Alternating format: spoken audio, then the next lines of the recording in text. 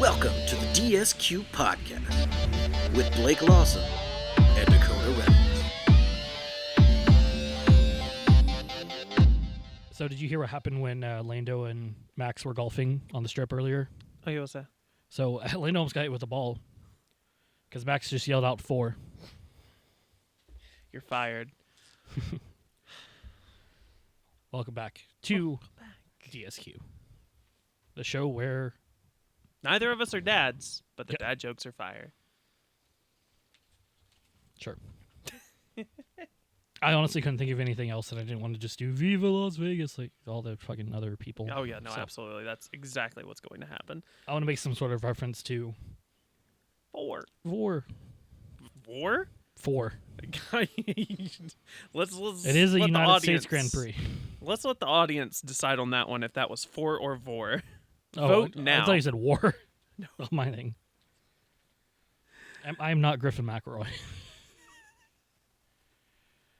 For those of you who listen to my brother and brother me, you get the reference. If you don't, then yeah. Now you're on the outside looking in. But we are back in the United States for the last time of this season. The just anomaly that is the Las Vegas Grand Prix. It It's- should not be as good as it is. Mostly. And also, it's weird time-wise for everybody. Even here in the States, it's weird for us. It's weird for everybody.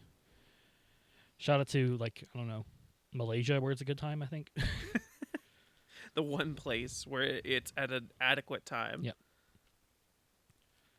Although it was probably the most consistent weekend because it was 8:30 midnight, 8:30 midnight. So, of course, everybody going out in full Vegasness, shininess, rhinestone, cocaine, whatever.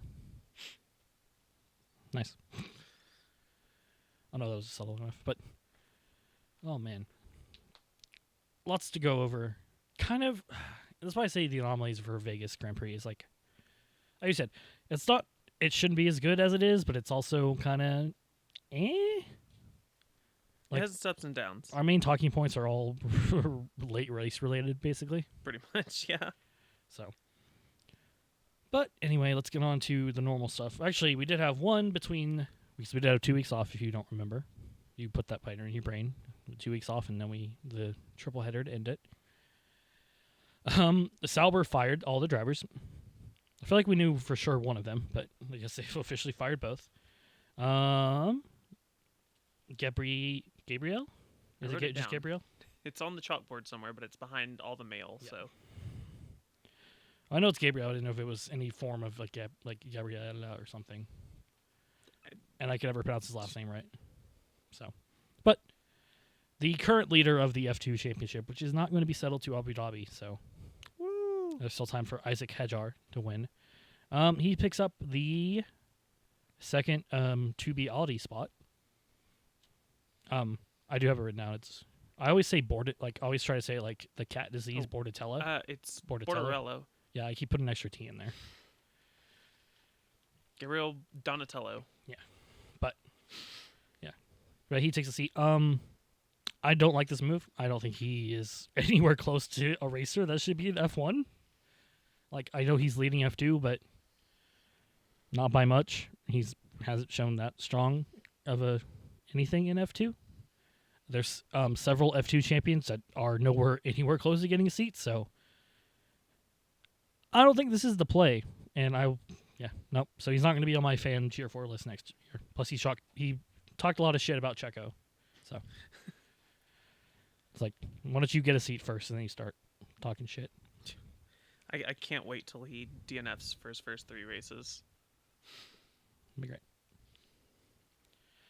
Yeah, that was kind of our only pre-weekend news. There was some news to break over the weekend, but we'll get to that in chronological order. I guess we can talk about it now if you want to. I don't know. Yeah, let's go for it. So this technically broke between FP2, FP3, but apparently we are getting an 11th team.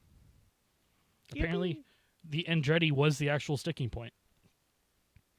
So now that Michael Andretti's out, and apparently GM/Cadillac will be the team I was like, you kind of dug more to this, so definitely take it over from me. Not too much. I But- glanced over it because I think it was in the middle of other stuff, or I was watching Quali or whatever.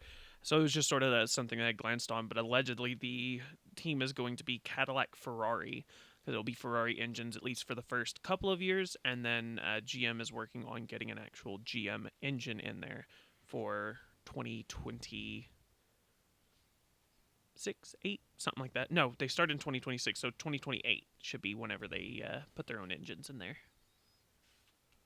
But we'll be a Ferrari customer for the first 2 years, which means another Ferrari customer in addition to the new Mercedes customer with Alpine.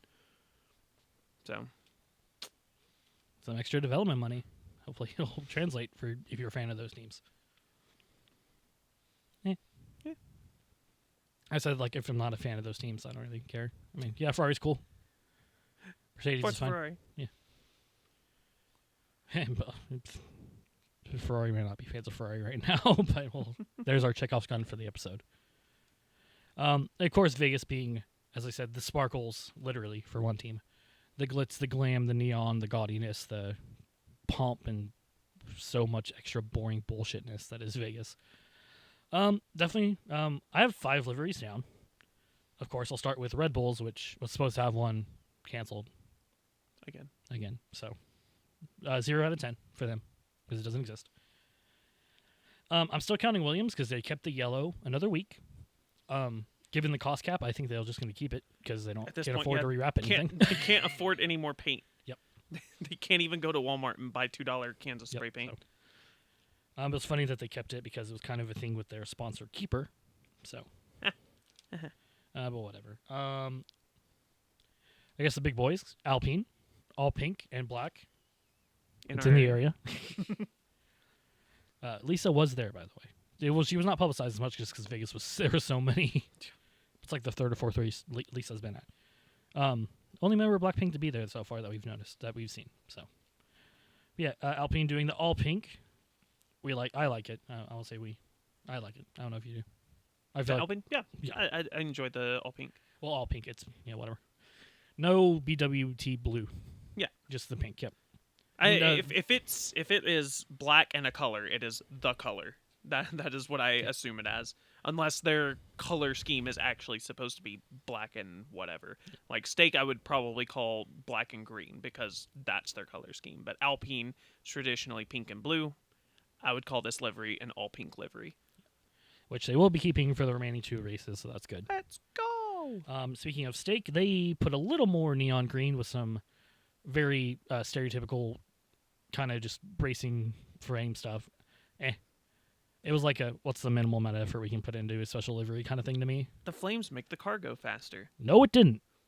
I beg to differ. For the one driver, it did go faster. Alpine livery I had 9 out of 10. For Steak, I have 5 out of 10 because I feel like, minimum effort. And the real glitz and glamour, the V-carb, which, for me, idea good, execution, not so much. I get this whole, glitter would significantly add weight to the car. So they didn't full glitter. I feel like the blue tones they use for the glitter and then the blue and red they use for the regular livery clash too much. Listen to the graphic designer over here. I was talking about it earlier. Actually, on and on about everything. I broke out the actual names. The Deacon blue they normally use compared to the Tealy blue, Thunder blue kind of stuff. I know. If they would have went full, even just adjusted the shade of blue to that primary blue they were using, would have been fine. The race suits looked amazing. The race suits were awesome. They were phenomenal. So I give them a 9 out of 10 for the livery, but a 10 out of 10 for the suits. Yeah, I only gave him a 6 out of 10. I felt that blue really clashed a lot. Ooh. Yeah, well. What a loser. Whatever. Maybe if their upgrades worked better. Maybe if their upgrades worked better, but there wasn't a lot of gambling going on this week in the realm of upgrades, new parts and everything, except for Let's go gambling. Sauber. And very briefly, Ferrari. Both got new floors, although Ferrari would remove theirs later on because that wasn't actually the package they were going to race with. They were just testing, I guess. Ferrari, now the new sponsors of Portal 3. All other teams had circuit-specific stuff, sans Williams, who brought nothing but vibes. But let's be honest. Barely. Let's be honest. Both drivers are piloting cars of Theseus at this point. Yep. The upgrade is the fact the car showed up. The upgrade is the unabsence of a car. The upgrade is they're not doing a foot race. Yeah. As for car stuffs, power units wise, we had Bottas taking a new energy store. That is his 4th of 2. So he took a 5-place grid penalty for that. And Sergio, Alex, and both Toro Rosso drivers took new exhaust systems. Of note, it is Sergio's 8th of 8. For restricted number components, Liam took his 5th of 5 for the full gearbox assembly. And Franco took his 6th of 5 for reasons we'll get into later of the full assembly. So he starts from the pit lane. Not necessarily because of the number, but because of the why. But yeah, that's pretty much all we had for upgrades this week. Lots of circuit-specific wings, the lowest wing they could possibly run. McLaren ran into some issues. They had to actually change their stuff due to technical directives. Red Bull, media mixing up here, and I do want to make sure this gets clarified. Not that I made the mistake. I'm not media, really. There's 6 people listening to this podcast. Most times. Possess a shirt that says media. I do possess. I possess 3 shirts because I have multiple colors of the same to go with anything. So it's reported that Red Bull said, "Oh, we brought the wrong wing," which how F1 journalism quote that arm tends to work. Even the legitimate ones, I guess, could get confused on it, and stories will run with it. Brought the wrong wing, so they were like, "Oh, you guys literally brought the wrong. You took the box that said this by accident." That was not the case. They brought the wing they had the intention to bring. They do not. This super low wing per Red Bull, it's only is a couple circuits: Vegas, Singapore, color your low downforce, high speed stuff. Not a priority on the price cap for them, so they do not really go for that full spec. Definitely still not enough, though, as we saw. They literally were just taking a specialized tool, but just what is essentially a custom angle grinder to the back of that wing and just scooping that bitch out. Yeah, so that was the big thing, was a lot. And then, there was a lot of debate with that floor because, Sam Collins was like, "Oh, yeah, they're just testing it. But also, it seems weird to do that. That's a whole lot of money to test, but correlation and blah, blah, blah. Yeah, whatever." Big brain. Big brain Sam. Yep. Legitimately big brain Sam. Far smarter than I on the technical aspects of these cars. Yeah, but it's funny. I think they planned it because they were going to be talking about correlation in next week's episode of Tech Talk. So there you go. There's your free advertisement, F1 TV. You're welcome. Sponsor us. Yeah. We'll talk to Will Buxton. I will put up with talking with Will Buxton. Not Danica, though. Sorry, we won't do that. That's the line we'll not cross. I will roll my eyes if I talk to Danica. We'll talk with Terry Crews for sure. And she'll call me a slur. Speaking of slurs, FP1, because it was a dirty track. In fact, it was to quote, the wettest dry track ever. It was accurate. It was shiny. Very low grip, very dusty too. I mean, it is the desert, even though Vegas is, it's not really a desert. It's very much in the desert. It's the desert. Have you ever played Fallout New Vegas? No. It's the desert. No, but yes. So yeah, definitely a lot of you knew this was going to be the whole thing, and it was the same thing last year. Wasn't as prevalent because of the whole major issue of Carlos getting a manhole, the second fastest manhole ever recorded, shoved into his F1 car during a free practice. Yeah. I mean, we don't know that. Imagine unimpeded how fast the manhole that destroyed his car would have gone. It was up there. It's a lot of downforce equals, therefore, up on that thing. So, yeah, super dusty, no grip, lots of just, every yellow flag clears up, just everybody going off. Any runoff area was used. We did have a sport series this year, but it was Ferrari Challenge, so really didn't rubber in the track at all. Really didn't do much. So, whatever there. Lando did have a moment at the same spot he did last year, his notorious speed up as he was crashing crash. But recovered from that, learned from that. Whatever. And then both Williams boys having trouble seeing the pit lane. So they both got black and white flagged for, and I'm mentioning this in a very specific way, not following race director's instructions and crossing a pit lane. Chekhov's gun. That one's Chekhov's cannon in this case. Anyway, George also mentioning it, that is rectified over the weekend. They had a little bit of blue, a little bit of brighter white. Didn't become an issue, I guess. But that's it. FP2. And this might be the foreshadowing of something. FP2, Alex. Some car issues. Basically keeps him out for a while, unfortunately. But he gets on, does a couple laps. Makes it back in. They still work on his car a little bit. But so far, no major problems that we can think of. Or nothing anybody else knows, outside the garage knows at least.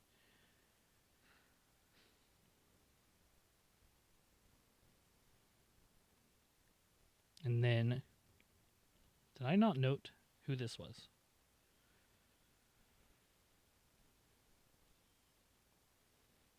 I didn't write down who screwed up FP2.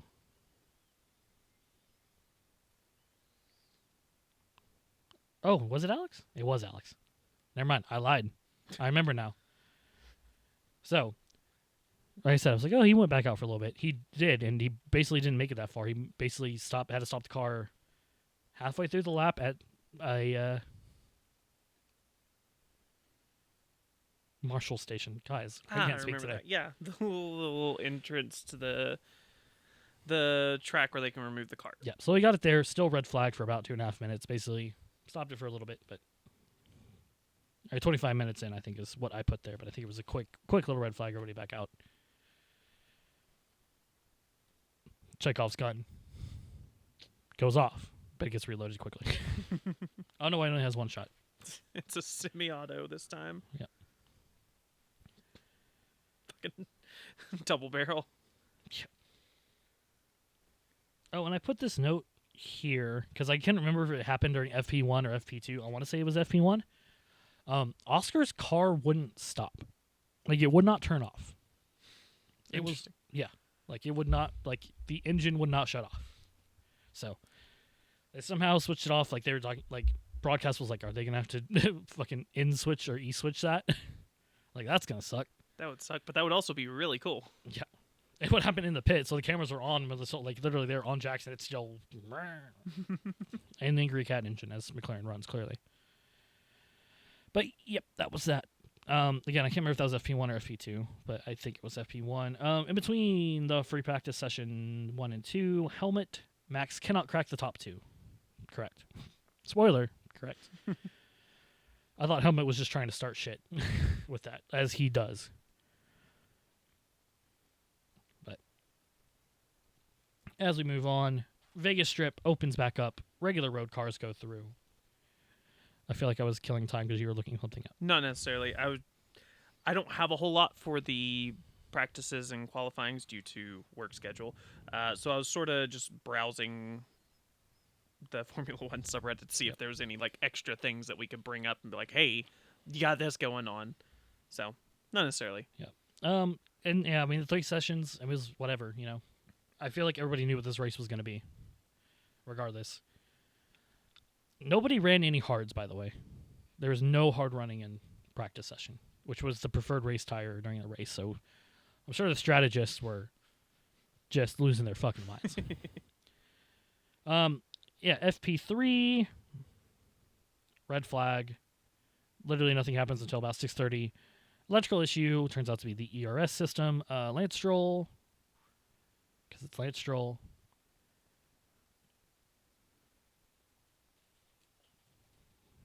can't touch the car. Sorry, I don't know what I was doing there. This is gonna be a bad episode. I apologize.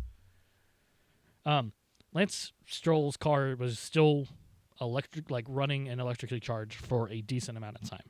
It's literally just sitting there catching fire, and the marshals cannot do anything about it. Yep. Lights still red. So nope, no touchy. So very interesting there. It's like, that shit is going to burn down, I guess. All right. Did come a really good shot of Lance, kind of just a perfect Lance pose. And Lance's face of just sitting there. Just like, yeah.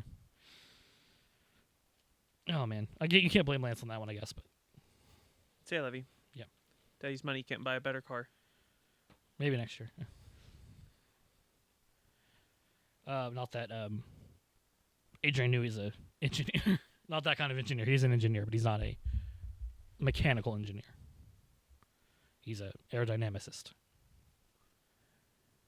The session does resume mainly just for free practices, though. Or free practices for practice starts. That's it. Like I said, oh man, it's Vegas is it's you can't describe how weird Vegas really is. It's only, especially being the second year. Just like, it's like we knew what was going to happen this race, but we didn't, and it was weird, but also kind of went exactly as most people thought it would, with a couple of exceptions. It's sport. It's, as I think Max has been quoted, it's 99% show, 1% sport. So, pretty much. Whatever. They got their fun. Quali. Nothing else happened between FP3 and Quali that I know of. You're staring at me like there was something. Nope. God, I feel like this is a really bad episode. You're good. You're good. It's a combo of me not having a lot of info because of how the stuff fell and just occasional hiccups. So it's fine. Oh man, qualifying. I was like FP1. Q1. Nope. God, it's so bad. I'm trying to read. I have a sub note here. Oh, okay. That's what it was. Lance still recovering from trying to get his car back up. I originally had no Lance running. I did cross off. Lance had one warm-up lap. And if you guess it, didn't set a good time, so he is qualified 20. P20 for Lance Stroll. So you're out for Q1. Again, not eventful sessions, not eventful. This is what there's a lot of talk of hockey this season as low event hockey. Nashville, Toronto are both teams that are having this effect. It was definitely very, very much a Nashville thing last year. They were still winning, but it was low event. This is definitely a low event race. Like, stuff happened. There's winning and losing, but it wasn't jam packed. Wasn't a crazy thing going on in the middle of it. Just fucking. Or several things. It was Max Verstappen just hit the wall. Oh my God. No. Anyway, so you're out, of course. Lance Stroll, Valtteri Bottas, Alex Albon, probably nursing that car. Maybe should have nursed it a little more. Fernando Alonso and our big, again, we say this like, oh, this is the big out, but given the record, it's not anymore. Once again, Checo out Q1. Give Yuki the seat, guys. I'm the Yuki fan, but man. I mean, honestly, give Yuki the seat. See what he can do. Yeah. Give Yuki Max's seat for 2 races. See what he can do. Yeah. It's like, have Max go chill with do some sim racing with Bennett and everybody. Bennett's the only one I can't remember. From Team Redline. You know more Team Redline members than I know. Alex, please. That's okay. It's okay. Franco's going to Q2. Let's see what he can do. Do you know what Franco's going to do in Q2? What's Franco going to do in Q2? He's going to make it to the checkered flag. Woo! Into the wall. I'm going to check out for the rest of the season. Yep, pretty much again, low event Q2 until the flag, and then we cut, and there's another smashed up Williams. Is this footage from last week? Nope, it's this one. I feel I am every one of those Williams mechanics. Just stress. Another rebuild coming the way for the poor Williams drivers. No gambling tonight, boys. Let's go gambling all dang it. So unfortunate. I don't think it really affected that many other people's running, despite it being a checker flag kind of. Everybody's, especially with Vegas being very much a re-rubber ramp up track. So whatever, it is what it is. Poor Williams. Franco, unfortunately, wall. Q2, you're out. Was Esteban. Oh, sorry, I'm reading this wrong order. Was Liam Lawson, then Franco, Joe, K-Mag, and Esteban Ocon. And some more low event. I won't say low event. Q3 was actually kind of interesting toward the end. There was a little bit of a battle for your pole. Back and forth. Spoiler alert, was it Max? He had it for a second, I guess, but really wasn't his pole to have. So Yeah, no. he was I feel like, did Nico have it at like one? No, Nico was out. Nico was not out. I'm lying. I feel like Nico even had it at one very quick moment. I think there was a lap time deleted or something, but definitely go back and forth. Looked like it was going to be a Ferrari. George Russell. Woo! Go George. That's your P1. That's your pole position. George Russell. Again, just slow track. Slow, cold track is Mercedes. Not slow track. It's cold track. That's Mercedes shit, man. I mean, unless you're Lewis, because he was down in 10th. They drive in the UK, so I mean, yep. That's just the average weather conditions there. Yeah, Russell, Carlos Sainz in P2, continuing off the incredible. I don't want to say luck, but just events from Brazil. Pierre Gasly, let's go. P3, good to see it. Happy for him. I'm glad that things are looking up for Pierre. I'm so glad. I'm so excited for it. It's going to be such a good race for Pierre Gasly. Charles Leclerc goes P4. Max is in your P5. Lando Norris still trying to chase down Max for the championship. P6. Yuki Tsunoda in P7. Oh, you love to see it. I love to see it. It's nice. I'm glad. So glad he got to race and come into the country. That's something we forgot about. I also had another thing that I forgot about involving Yuki, but. Oscar Piastri P8, Nico Hülkenberg P9, and Lewis with two rare mistakes, which doesn't sound like rare to me, P10. On what happens to be a very good Mercedes track. So happens, man. Happens to the best of us. Yeah, no, I forgot to mention during I don't know if it was FP1 or FP2 or whatever. I distinctly remember being at work, checking a Snapchat that you sent to me. Of was like, woo, Yuki Tsunoda, P3, woo. And then at that moment, Zhou Guanyu shoots up to P4. He's like, Zhou! Yeah. Very much like the meme has been going out. You've been used a lot here listening because there's been a lot of like out of position cars. But like, what's a polar bear doing in Arlington, Texas? What's a Zhou Guanyu doing in the top 5? Like, what? Yeah, it was perfect timing. Like it would have done numbers on Vine if F1 Vine existed at the time. It's race time, I guess. It's race time! I would say there was a good tweet from Stake F1. It's like, lights out in Vegas. And then immediately replies, there's still quite a bit of lights still on in Vegas. It's like, yeah, no. I missed that, but that's golden. It's fantastic. Oh, my God. F1 admins. They gotta have the jokes because their team sure does not have the heat. Yeah, as you said, Colapinto, of course, because of that shunt. I feel like we haven't used the word shunt that much this year. It's just been Rex. Yeah. He's starting from the pit lane, as you stated. It's lights out, but not all of them. Away they go. Can't get me copyright. I changed the word. Transformative. Yes. Original content. This video contains significant original text commentary. It's a Dashcam Nation fan joke for some of y'all. Honestly, given how much everybody's complaining about grip, how much I actually did watch like the first race of the feeder F1 Ferrari challenge. Man, like 8 cars collected themselves in a pile in the first turn. Like I was like, oh, someone's not. This is happening, especially. And I think I made this joke. If George Russell started in 3, someone's dead. Yeah, no, absolutely. But no, they low event racing, boys and girls. Everybody made it through just fine. There was some switching some places switching.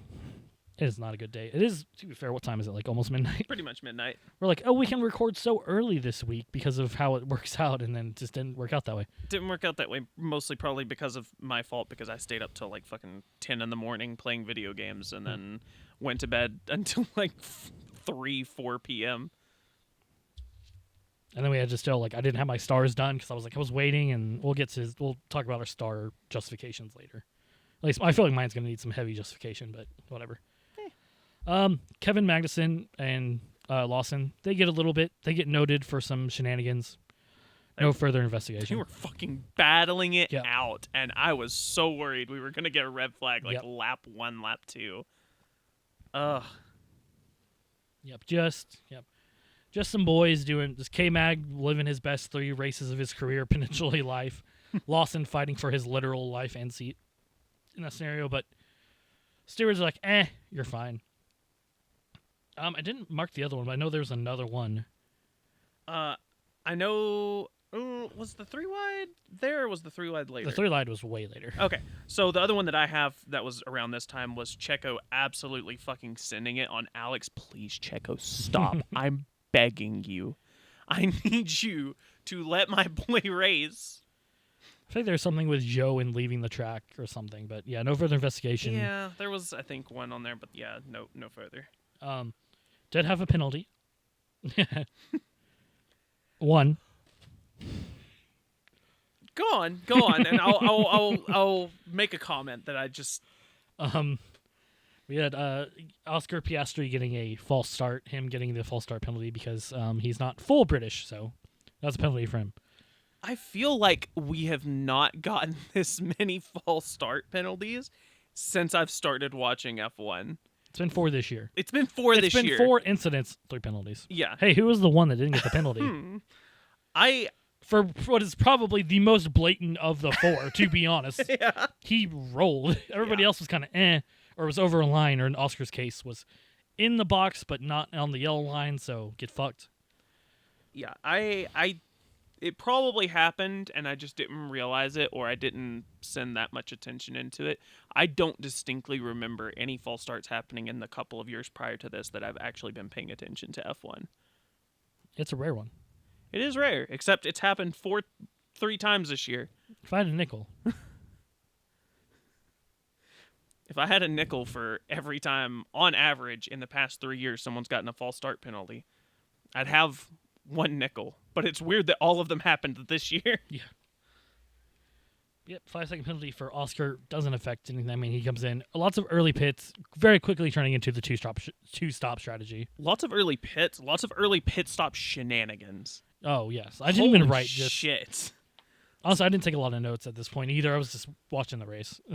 So, allegedly, the first time that it was described to us was that Ocon, I guess, missed the boards, or I'm assuming they missed the spots, so he had to go back around.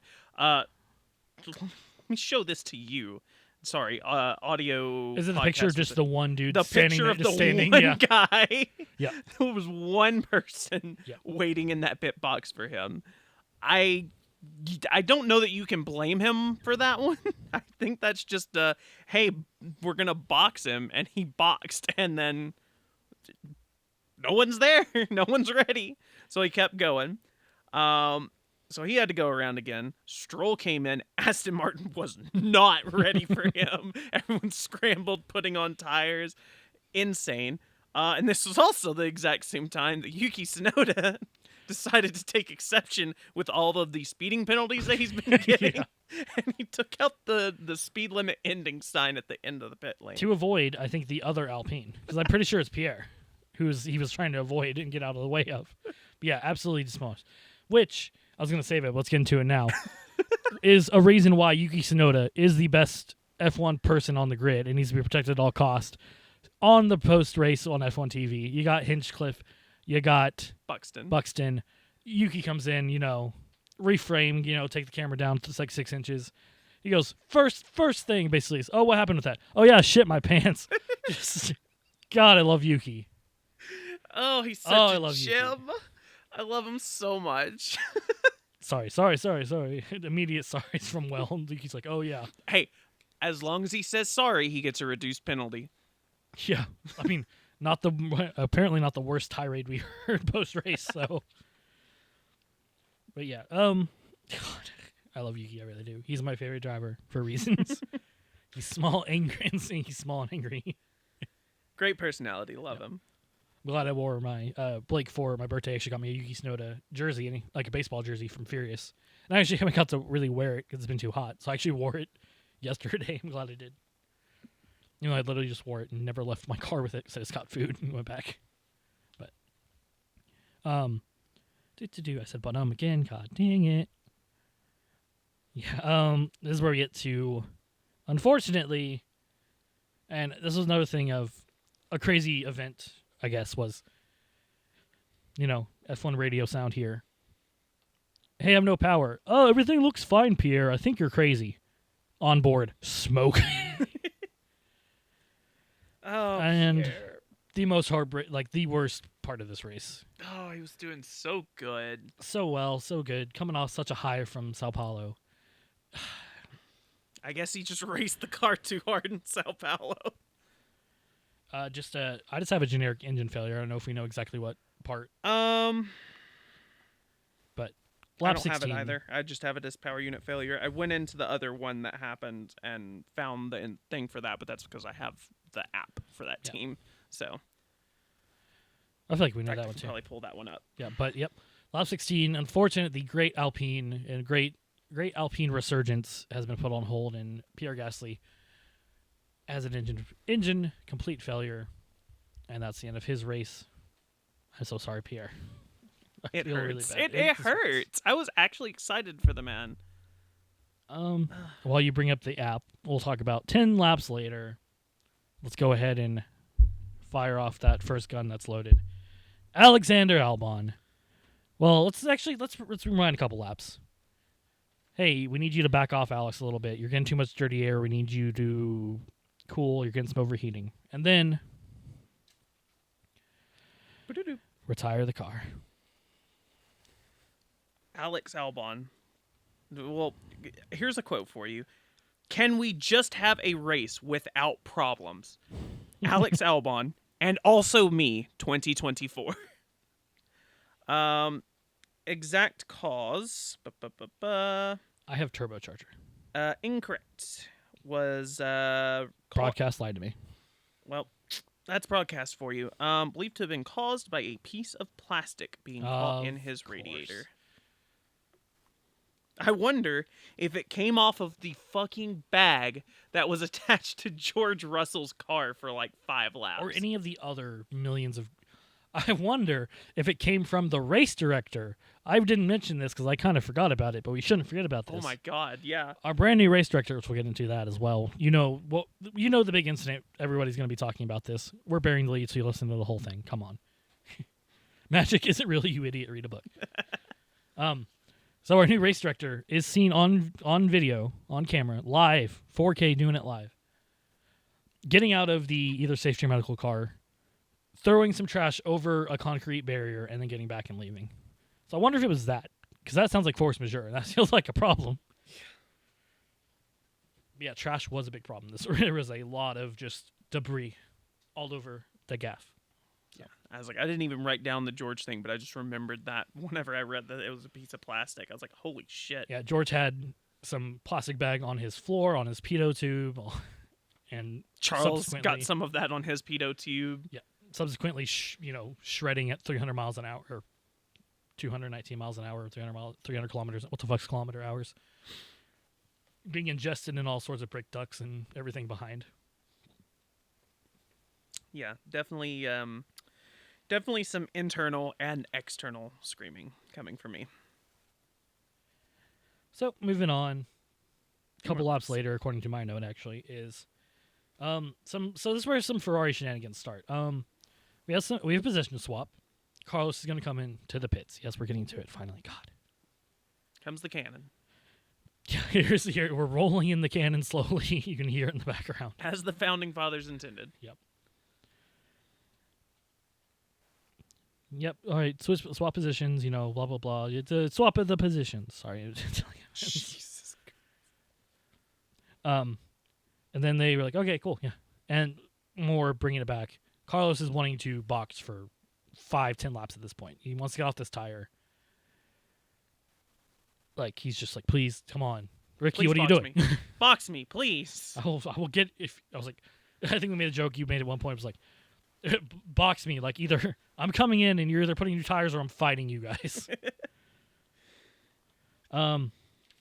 So, swap positions. Again, that all pays attention to later. Charles goes to box. Lewis is behind him, yes? I believe Lewis is who it's catches Lewis, yes. this. And he goes across the pit lane before the pit lane entry, or before the actual pit lane starts. Obviously, there's a barrier that starts before that, so clearly before the barrier. And basically we find out it's like, oh yeah, we weren't ready. He's like, wake up, guys. Yes. Wake up, liberals. And Change my tires. I don't think Lewis said anything on the radio about it. I Did he? think it was, yeah. I think at the start he was calling it out over the radio. So Sky Sports, or F1 TV International feed technically is what we watch, but we usually do Crofty for at least the GP. No way. Yeah, but Crofty and Martin both slam dunk penalty for Carlos Sainz, whatever. Carlos goes back around, then pits and gets all that taken care of, whatever. And the race keeps going, and it's not noted. And the race keeps going, and it's not noted. 3 laps later, and it's not noted. And something else gets noted, and no further investigation. 14 laps later, it's still not noted. Yep. And nothing happens. Everyone's What freaking out. everybody believes is a slam dunk penalty, and nothing happens. Well, Dakota, what happened there? Enlighten us. Okay. I will try. Because I'm not a F1 steward or a F1 race director. A race director. So, important thing, what did we mention earlier when I talk about both the litter and then some other stuff? What do we have this weekend? New race director. New race director. Okay, keep that in your pocket. Put it over there. We have a new race director. Just show him. Say hi. He's over there. Penalties have happened in the past like this. Lewis has gotten the penalty multiple times. Kimi Räikkönen has gotten the penalty several times. Several drivers. China. Stay out. Singapore. It's already So many places where this happens. Big incident that was being talked about was Yuki in the Austria 2021. So I was like, okay, I want to learn this. I go to research it. Can't really find an easy video, so I'm like, okay, I guess later I'll go in F1 TV, go pull up the old race and go watch it. In some talking about it, someone links to something from the Turkish Grand Prix earlier. Turkish Grand Prix, the pit little entry is 1, very short, 2 is kind of on the racing line. So it goes to a thing of Lewis and Checo, believe it or not, fighting.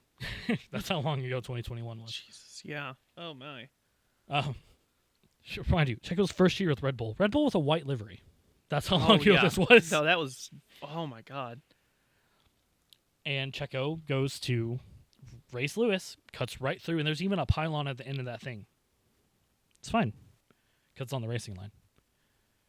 So that's part 1 of this. It's like, okay, now, Vegas notoriously has a very kind of large, it starts before the turn, because obviously the whole pit is kind of just that short little, back pig's foot, if you will. I guess, yeah. So, again, and another thing to point out is, hey, FP1, black and white flags for your Williams boys. This is where it gets tricky, and this is where we take Mr. New Race Director and we put him back here. So, and this is a very important thing. The penalty that usually gets given out is failure to follow race director's instructions. And then that is the phrasing, and then pit lane infringement or safety escape road infringement or something like that. There was not a specific race director's directive or instruction added to the race notes about this particular pit lane for that. So, in the history where these penalties have been handed out, it's failing to. There's usually even most times an amendment on a V2 or a V3 of race director notes. This did not happen in this case.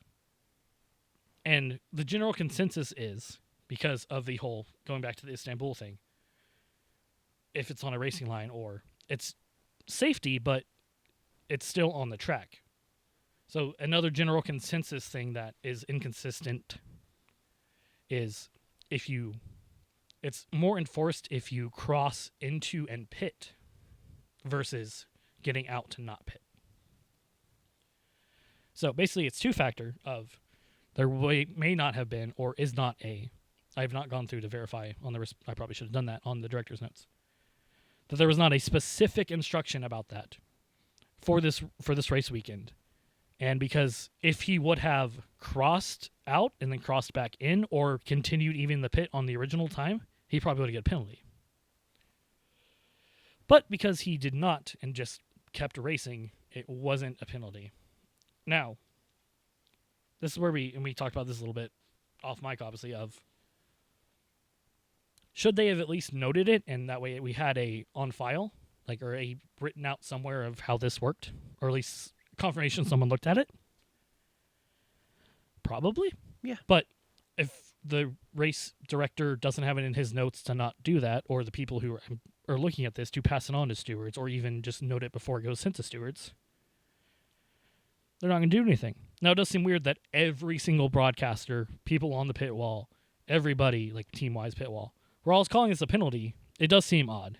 So, I am under the consensus, or how I will say this, is this is a new race director mistake. Just a simple of, this either that race director note or incentive or directive should have been in there, or he should have had it noted or pass it on to the people who note that. Oh, sorry. Whereas I got on almost like a lecture rant there and was running out of breath. I was not ready for that. While she's looking up the race director notes, I believe. Yeah, I'm scrolling through them now. From what I have read in general consensus of based off stuff is that's kind of what it was we can essentially just chalk it up to a new race director, which is not a satisfying answer for a sport.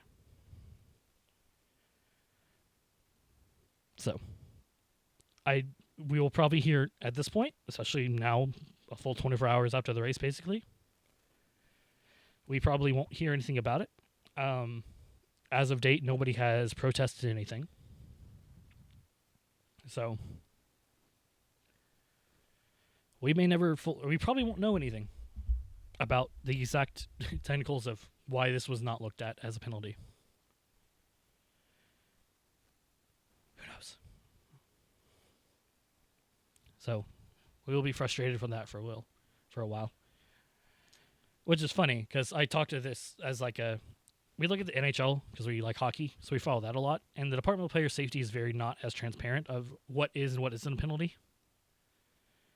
Well, sorry, I say officiating and Department of Player Safety.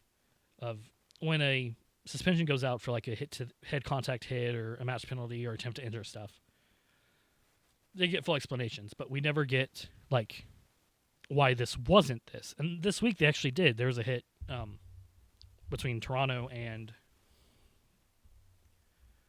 Vegas, yeah, because it was Zach Whitecloud, of making head contact, and nothing was called.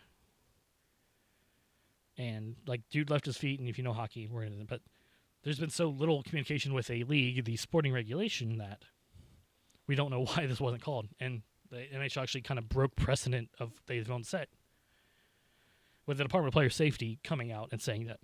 Now, Department of Player Safety is after the fact, and they don't directly control the officiating, but yeah. There's my time fill, I believe. Fair enough, yeah. So I have the exact notes regarding, so it's section 12 of the event, the race director's notes for the event. Lines at pit entry and pit exit.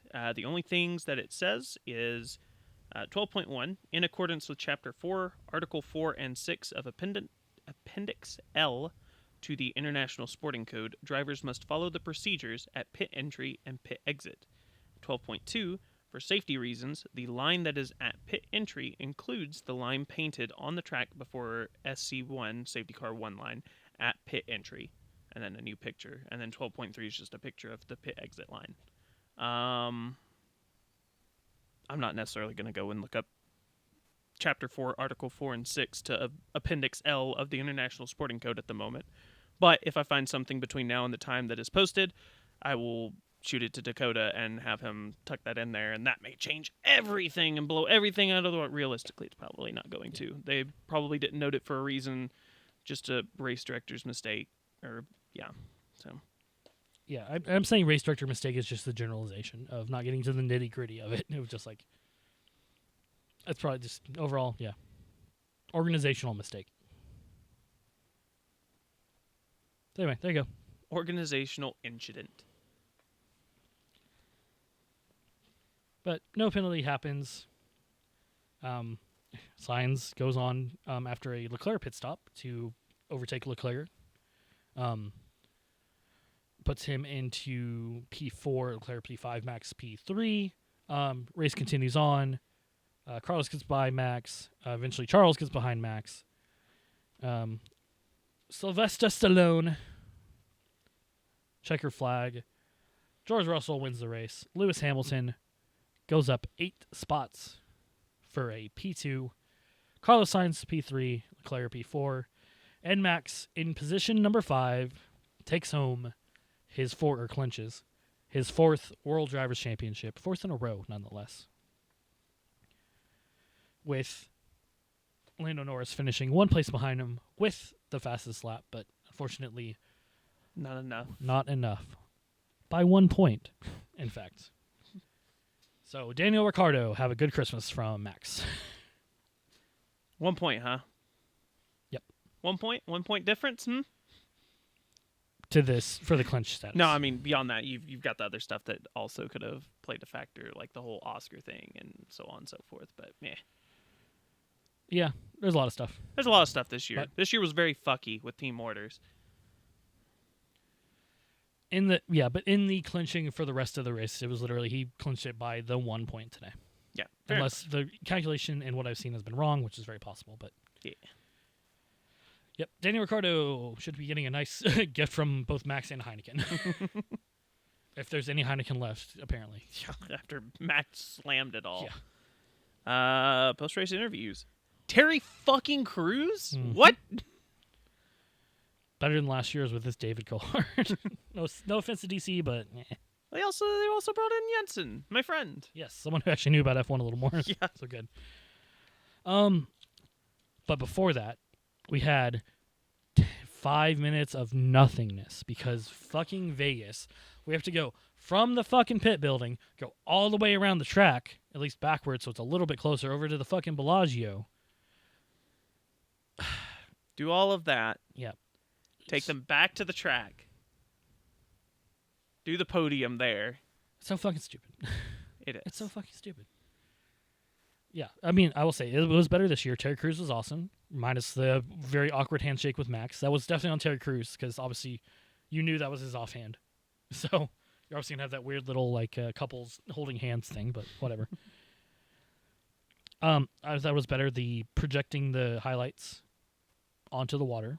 Good touch. Much better than the generic rope light, like F1 car they had last year. Both Max and Lewis fiddling with stuff in the car. Max opening like a tray and Lewis checking himself in the mirror. All of them. There were 3 cars. Like, I guess obviously they wanted the cool down car experience, so they had to put all the 3 podium guys. I guess the other car just had the Mercedes mechanic, and then in the 3rd car, Max and GP. Yeah, I think again, Vegas is the show, but man, just cut all that shit out. It's so boring. Yeah. Yeah. So, let's get into Charles. Let's talk about Charles. Charles, my second favorite driver. Mr. Calm and Collected, and oh my god, what is he talking about on the radio? Damn, he was mad. He was very mad. So apparently there were some team orders that may or may not have been followed, which, hey, I'm Carlos Sainz. I just got fired. I have 2 more races with you. I'm just going to do whatever the fuck I want to. Understandable, I'll be honest. But, yeah, Charles, very mad. Oh. No, go on. Okay. Kill time for me. Okay, I don't know. Not that we don't swear on this, but I don't think I can repeat it just because I don't have the full cadence and the exact quotes down. But I know the word fuck was said at least 4 times. Eventually calmed down, but yeah, very trouble. I would say trouble in paradise, but again, Carlos is leaving in 2 weeks.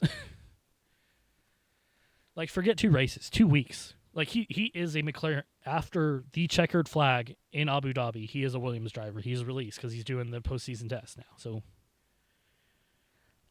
it's his 2 weeks notice, baby. That was his 2 weeks notice to Ferrari, basically. Not that they didn't basically fire him first, but it's like, all right, cool. I'm going to go get a podium for this and hang out with the person who's taking my job and then the teammate I should probably have next year. But yeah. And, I mean, I get it. Charles is still fighting for, I mean, not a world championship, but there's still 3 teams for the constructors. There is. Every point matters. It is very close. So, thing that I was trying to pull up on r/Formula 1, posted or cross-posted by one at it's not me _Airy. We can clearly hear that Ricky's radio to Carlos was, do not put him under pressure. Nothing else. And he didn't. He passed him quickly and safely. Meanwhile, Brian tells Charles Carlos has been told not to overtake, but is really close. He might be just in front. gotcha. So That's what I was thinking, too. I was like, I'm pretty sure he said, don't pressure. Yeah. I don't remember, but I was like, well, maybe that was either not in that, maybe it was a separate message, or I just didn't remember that part. yeah, just a whole lot of miscommunication there. Is Charles Racing Engineer really just Brian? Well, it used to be Zavi, so yeah, true. I think I would much rather have boring Brian than Zavi. Yeah. Sorry, Zavi, but you were not the greatest. Damn. Was I a good He's gonna be engineer? No, you were not good at all. He's going to be upset when he listens to this. Sorry. I'm sorry. Yeah, Question. By the way, did you know we do every episode also in Italian directly after this?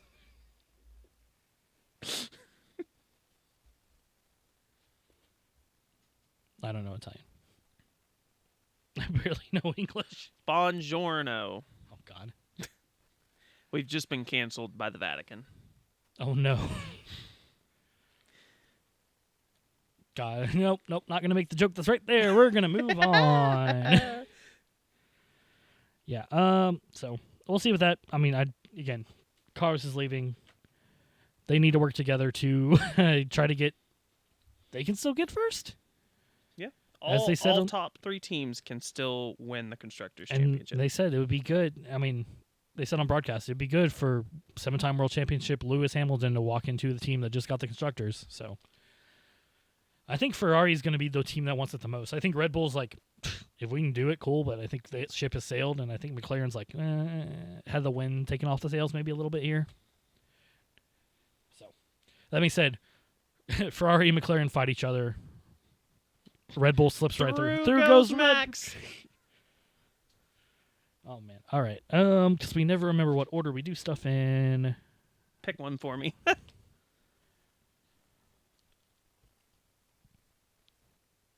Sorry, I realized I had more notes on the penalty explanation, but I think I covered it all. Yeah. Let's just get stars and everything out of the way. All right. We'll Driver of the day and stars. Yeah, we'll pop in awards first. So, driver of the day. We will figure this out in the offseason. 2 more races to bear with us on this, and we'll get a format down. Yeah, we're working on it. I promise. There's a lot going on. Anyways, driver of the day. I voted Franco Colapinto. 6 places off of a pit lane start. I voted for Max so I could do something to justify my stars later. Fair enough. Your winner for I was driver of the day. also going to vote for Lewis, though. So. Fair enough. Your winner for driver of the day, spoiler, is Lewis Hamilton. Deserved. Yeah, absolutely deserved. Fantastic drive. 32.7% of the vote, which is a lot. Second place was Max Verstappen with 13.2% of the vote. That's not a lot.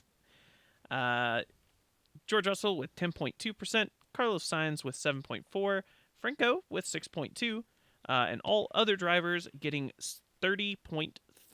Hey, those top 5 drivers combined, 69.7%. Nice. Anyways, on from driver of the day to the fastest lap. Lando Norris.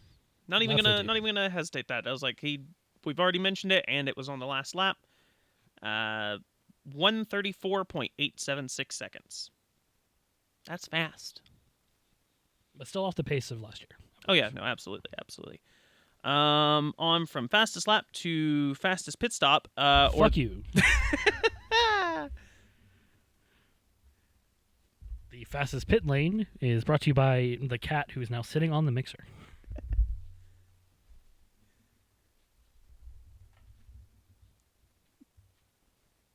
You want to leave that, or you want to cut that? No, there's no saving this episode anyway, so All right, we'll leave it. Special guest appearance by Luna. Yep. Luna. She at least didn't knock as many. She just kind of sat there. She didn't knock. Make sure. Just chilled. Fastest pit stop. We'll check this one more time just to make sure I'm still accurate on this. Much like DHL normally, did not fucking show up on time. Yeah, this is where I would put the fastest pit stop if there was one. Nothing. The fastest one that I remember seeing was a 2.0 by Red Bull whenever that happened in the middle of the race. So that one. That's the one. It wasn't Oscars because he had a 5-second penalty. It was probably the slowest pit stop was probably Lance Stroll's when nobody was in their fucking garage. Yep. And yeah, that's all I've got for the awards and everything. We can go into stars. Again, I want to do some justifying on my stars. I didn't Here's the thing. It's our personal stars. Yep. You don't have to do any fucking justifying. Fuck these people. They ain't you. This is your opinion. That is my opinion. So, obviously, Franco 6 spots, Lewis with 8 spots. Who else with 6? Checo. Checo went 5, I think, but yeah. Yeah, so there's some good spots, but I'm going to give my 3rd star to my boy Yuki Tsunoda because it was a decent race. That's 2 points for V-Carb. He said he shit his pants in the middle. He had trouble getting into the country. It's Yuki. Yuki's the star. He gets some recognition this week for just being Yuki, man. Listen, you had to do a lot less justifying than I have to do on my 3rd. My 3rd star is Zhou Guanyu. This may be one of the last times that I might be able to say this, so I'm going to take this opportunity to do so. Zhou isn't the fastest driver out there. Doesn't drive the best car either. Usually finishes at the back of the pack. But by God, he finishes. So to see the race today where he gained 0, lost 0, it's still today, right? No. See the race yesterday where he gained 0, lost 0, but finished P13. I have to give a congrats to him. Good job. I'm not going to say great job because it wasn't a great job, but compared to most of the other stuff in there, you could have done worse. Good job. You have done worse. You get a star. You get a star that in the Mario Kart. I'm in the Mario Party star. I was desperately hoping that he would get points this race. Ugh. He's got 2 races. He's got two races for everything to go wrong, and for him to sneak up in there and snag 10th from somebody. It's also a sprint race. Sprint race could be crazy. Who knows? Oh my God, we could have him somehow finish P8 in the sprint and get 1 singular point. All right, number 2 star again. Just didn't get any places, but he did what he needed to do, and it won him his 4th World Drivers' Championship. So number 2 star goes to M4X Verstappen. So there's another A in there that you're going to have to change to a 4, but you know what? That's fine. No, because he hasn't won 44 championships. I guess that would be reserved for Lewis. Anyways, my number 2 star, Franco Colapinto. A little biased, but this man did not have a good quali, but made up for it in the race. Didn't quite make it to the points, but started from the pits, gained 6 places to finish P14. It's not easy, especially in a Williams, which I really hope that I won't have to say for many more years. But he did it, and I'm proud. Good job. Speaking of being proud of Williams, I have This is your half star? This is my half star. 2.5, the Williams mechanics. Genuinely, I hope these people are paid very well and get free therapy as part of their benefits package. They deserve that much, with as many times as Alex, Franco, Logan, Latifi, and so on have absolutely demolished their cars, only for those mechanics to have them, usually, put back together the next day. I think they deserve at least good pay and free therapy. What are the overtime rules in the UK? That's a good question. Number 1 star, I had just Lewis, and I crossed that out because I can't not give George credit for the race. So overall, it's Mercedes' first star. Dominant race up front from George, and Lewis, a great race to get 8 spots. Just worked hard, got it done. So my number 1 star is actually Mick Schumacher for being there. Woohoo! They focused on him a lot this weekend, and we didn't mention that. A lot. Like every time you would come across an image of the Mercedes garage, oh, there's Mick, almost front and center. So sometimes front and center and waving to the camera. Yep, he did that. What's that, quali or FP3? I want to say it was day 2, maybe sure. Day 1. But yeah, no, Mercedes, just a dominant Mercedes race. The Mercedes of yore. My number 1 star, I in fact did have Sir Lewis Hamilton, and I kept it as Sir Lewis Hamilton. Credit to George, but he's probably hungover right now, so he's probably not paying attention to this. Not that he would anyway, but yeah, Sir Lewis Hamilton. George listens. He's our only Patreon member, despite us not having a Patreon. I don't know how he's doing it. It's weird. Sir Lewis Hamilton, man, stormed to the top, isn't it? P10 to P2 to secure the Mercedes 1-2 sounds like what you'd say about Valtteri about 3 to 4 years ago. But that's what Lewis did yesterday. Excuse me. I wrote all of this as if we were recording it before midnight. It's currently midnight 30. But that's what he did. Amazing drive to kick off his final triple header with Mercedes. Yep, and will he continue in Qatar? It is another desert, not quite as hot or not quite as cold. Definitely hot. They almost had drivers die last year. So, I do want to ramble a small amount on the whole temperature thing, because I love seeing people from the UK and other places come over. Will Buxton dressed in his giant winter coat and whatnot. Yeah. I looked at the temperature while they were doing the post-race show. It was 66 degrees Fahrenheit. Yeah.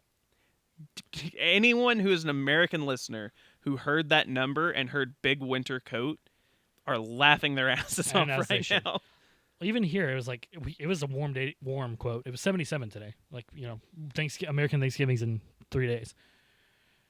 That's unheard of. It's about to drop. It's going to drop to freezing tonight and stay there. But it's hilarious. And you had Hinchcliffe in a kind of a lighter jacket. But Hinchcliffe is Canadian. This is nothing.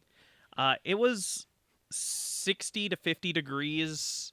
It's currently 55. There's 55 to 60 degrees when we went shopping earlier. I went out in a skirt and fucking biker shorts underneath. Yes, some long socks with some combat boots on, but definitely a skirt. Definitely my kneecaps are showing. It's going to be a little bit chilly if it's cold. It's not cold. I guess I'm just used to this. I guess this is the equivalent. This is probably what it feels like for people from Alaska when they move down here and everyone starts putting their winter stuff on in 30-degree weather, and they're out there in a t-shirt and shorts. Yep.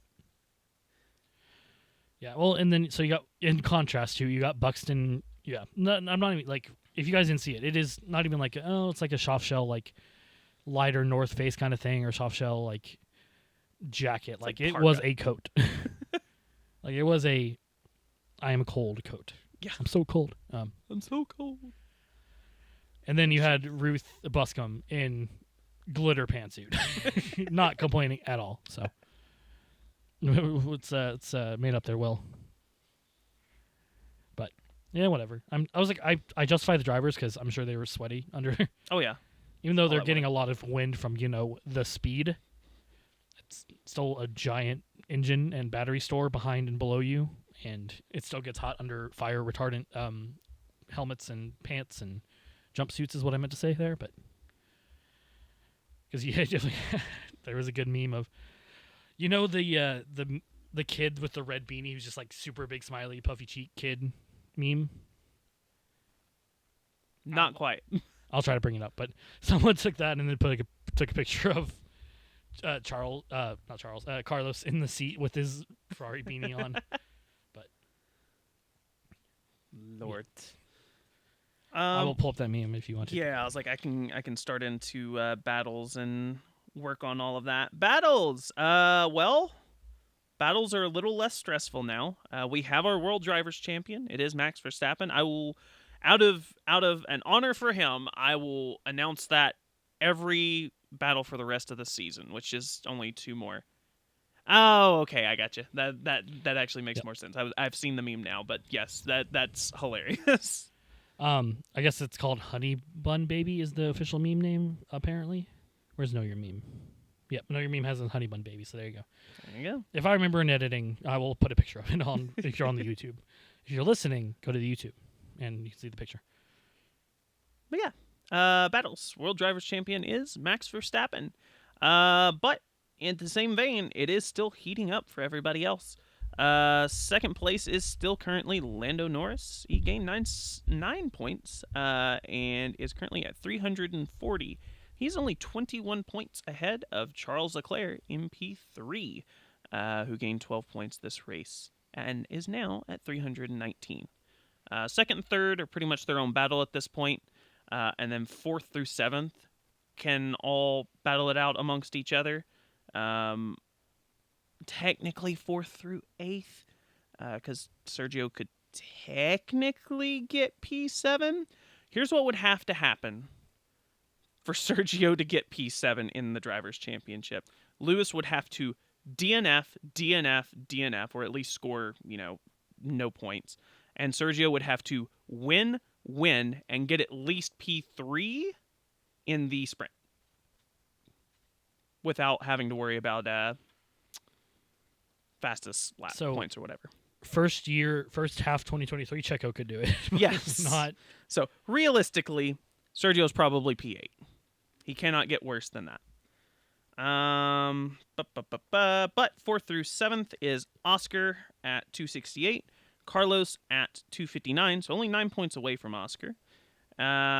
George is in P6, who is 42 points away from Carlos, and Lewis is in P7, who is only 9 points down from George. And I would say that realistically, George probably isn't going to get P5. He could honestly do it. All it would take probably is one solid DNF from Carlos and George to just keep performing like he's been performing. He could solidly grab P5 from him. Like I said, Sergio P8, skipping Nando in P9 because there's so much of a drop because it goes from like 152 to I think 80 something, or something like that. Nico Hulkenberg is in P10 with 35 points. Basically 10th through 14th is battling with each other. K-Mag and P15 sort of is, but realistically no. Nico, I've mentioned. P11 is Yuki with 30 points, so 5 points down from Nico. Pierre's in P12 with 26 points, 4 points down from Yuki. Lance Stroll is in P13 at 24 points, 2 points down from Pierre. Esteban Ocon is in P14 with 23 points, 1 point down from Lance Stroll. Alex Albon is in P16. He is technically tied with Daniel, but wins on countback at 12 points. And he is down 2 points from K-Mag, so if he'll actually perform, or if the car will perform for him, or whatever excuse I'm going to make for him, he could Did you skip surpass K-Mag? K-Mag. I did skip K-Mag. I was like, wait a second. You were like, wouldn't that be behind Esteban? Realistically, I don't think K-Mag's scoring any more points this year. Yeah. Alex has a shot if we can just go 5 seconds without having a problem. P19, Unlikely. I skipped 17th and 18th, but I think that's Daniel and Ollie who are not getting any more points this year. Hopefully, Well. maybe. Every time I say that Ollie's not getting any more points, someone goes out and Ollie has to replace them. So, you know what? Ollie's not getting any more points this year. Franco is sitting in P19 with 5 points, 2 down from Ollie. Christ. Right? Right? He's only raced a few races, and he's already there. Logan. Logan. We'll get to that. Liam Lawson is in P20 with 4 points, 1 point down from Franco. And 21, 22, and 23 are Joe, Logan, and Valtteri with 0 points each, but in those various places because of countback rules. Yeah. Poor Logie. And maybe it was Logie, but poor Logie. On to constructors. It was Logie, now it's both of them. Yeah. He cursed that fucking team. Holy shit. Constructors battles. McLaren is currently sitting in P1, having gained 15 points this race. They are sitting at 608 points. Ferrari is just beneath them in P2 with 584 points. They are only 24 points down.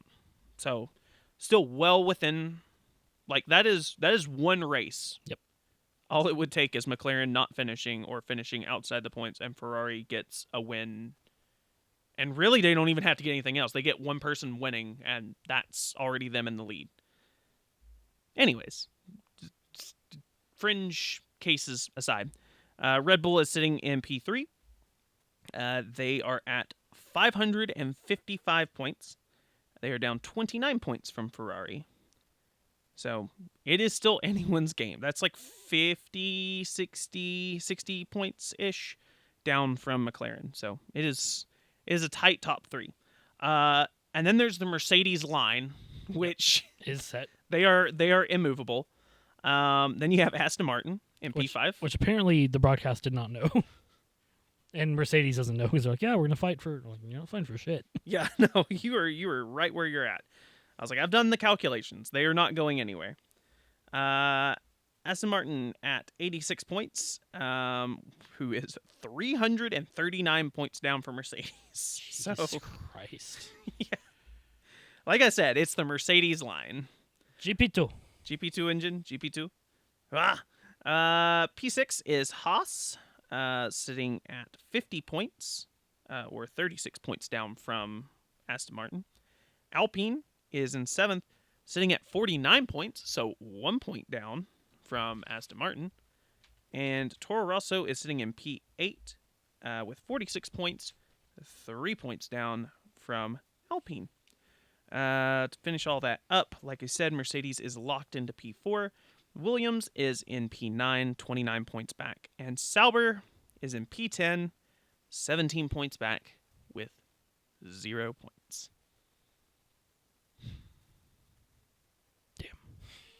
Damn, dude. And there's still 2 races, but I'm losing hope. That might be a point loss for both of us. Yep. I said, it's not going to affect our points because we both have the same answer. So, who knows? Qatar race, or Qatar sprint. I mean, that's where Oscar got his maiden win quote. So, Anyone's game. it's a desert. It's dusty. It may not be who can race the most. It's who can stay hydrated and alive. Fucking It is later this year. It's a battle royale, not for the actual who can finish first. But yeah, just drivers start dropping. Yep. All right, I give up. Other than rundown, I think that's it. Yeah. Yep. We've covered everything, so on to the rundown. Las Vegas Grand Prix, your finishing grid. Post any penalties being applied, which there were no extra penalties applied, which we were waiting for forever and never happened, and then we got our explanation. Your Las Vegas Grand Prix finishing grid. George Russell gains none, loses none to finish P1. Lewis Hamilton gains 8 places to finish P2. Carlos Sainz rounds out your podium positions, losing 1 position to finish P3. Charles Leclerc, Max Verstappen, and Lando Norris all stay right where they started, finishing 4th, 5th, and 6th, respectively. Lando Norris getting an extra point for the fastest lap. Oscar Piastri finishes P7, gaining 1 place from his starting position. Nico Hülkenberg finishes P8, also gaining a position. Yuki Tsunoda finishes P9, losing 2 places from the start. Probably something to do with a bit of polystyrene? Polystyrene, that's what it is. Probably some polystyrene. Oh, well. Yeah, okay. Something like that lodged in the wing or something. Good job, Yuki. We're so proud. Rounding out your top 10 and points-paying positions, Sergio Perez gaining 5 spots to finish P10. Fernando Alonso is your first outside the points, gaining 5 spots to finish P11. Pretty uneventful sounding race for him. The only time I think I ever saw him on screen was him pinching Max's cheeks at the end of the race. Kevin Magnussen and Zhou Guanyu both gain none, lose none, finishing P12 and P13 respectively. Franco Colapinto finishes P14, gaining 6 spots from his pit lane start. Lance Stroll gains 3 places to finish P15, which, good on ya, I guess. Liam Lawson loses 2 spots to finish P16 and is the last car on the lead lap. The remaining 2 drivers who finished 1 lap down. Esteban Ocon finishing P17 after losing 6 places. And Valtteri Bottas gains 1 place to finish P18. Your remaining 2 drivers, Alex Albon, DNFs, overheating radiator issue. Lost 2 places to DNF there. And Pierre Gasly dropping 17 places from his grid start of P3 to not finish due to a power unit failure. Unfortunate. And just one more last check on the website. But yeah, no. Still no pit stop information. So This episode not brought to you by DHL, because even if they approached us, we would say no. Exactly. By the way, this is what I was thinking it was, so I'm mad I didn't say it because that sounds smarter, but it's polyethylene. Polyethylene. Yes. Gotcha. Also, Lisa of Blackpink was at Ferrari's garage, not Red Bull's this time. Let's go. Pulled up Instagram and happened to be the most recent post. All right. Next week, Qatar. Oh, man. Like I said, it could be an interesting race. It's later in the year, so hopefully we don't have as many people passing out and losing consciousness. Or the cool-down room being a more literal term of literally cool these guys down before they overheat. Shit. It's a sprint, but it's the last sprint we got to deal with this year. Unfortunately, it's the next to last race, so... I mean, it should be our last exciting race. This is like the 3-prong track, isn't it? Like I think around so. and then prong. Sounds right. I think that's right. But Been a minute since we've been there. I was like, Abu is always such a... This is going to be our last exciting weekend because Abu is always so... It's just a procession. It is literally... Yeah, so... It's large Monaco. But, yes, it is the Lusail City Circuit. Yep. Exactly what I thought it was. Okay. Cool beans. But, yep, triple header to end it, and then, that's it. That's it for the 2025 season, or 2024 season. Lord. That was the piggy race. Woo! Spider Pig! So I have this little whiteboard I try to draw the circuit on if I can. I made a super long boy. He's got those straights are extra long, but at least easier to draw. I could not draw. What did I give up on? Mexico City? I was like, nope, not doing it. Yeah, I think you just drew the Mexican flag, and we're like, yep, that's fine. So, all right. Our recording is probably like an hour 20, believe it or not. So. Wow. Honestly, that felt like much longer. It always feels like longer. It feels like it goes on for like 2 fucking hours. It's 12:43, so it's gonna be. So you got some editing to do. So yeah, we'll get to it. We won't ramble. Justice for Hero, and we'll see you next week. Follow the pod everywhere at DSQ Pod, and follow the crew at Medic50 and at GoaluCody30.